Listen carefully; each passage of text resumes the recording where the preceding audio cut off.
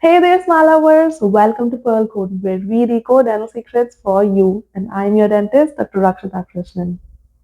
Have you ever noticed bleeding while brushing or flossing? That's not normal. It's usually a sign of gum inflammation. And in this video, let's talk about why it happens and what to do about it.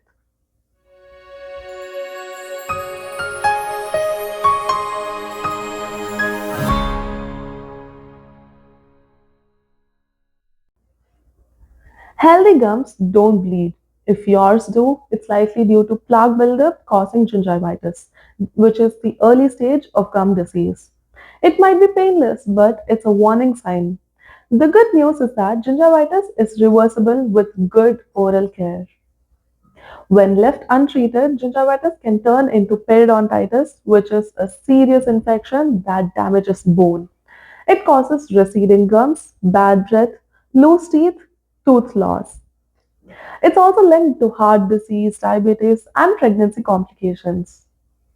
Let's now move on to the common causes: poor brushing or flossing habits, skipping dental cleanings, hard toothbrushes, vitamin C deficiency, hormonal changes, and certain health conditions or medications.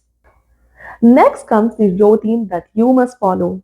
Brush gently twice a day, floss daily even if it bleeds. Don't skip your dental visits. Eat a diet rich in vitamin C and calcium. If bleeding lasts more than few days, consult your dentist. Bleeding gums aren't normal, they are a red flag. Take them seriously, act early, and keep those gums as healthy as your teeth. And that's it for today's video. Don't forget to like, share, and subscribe to Pearl Code for more dental secrets. See you next time and keep those gums healthy and happy. Bye bye.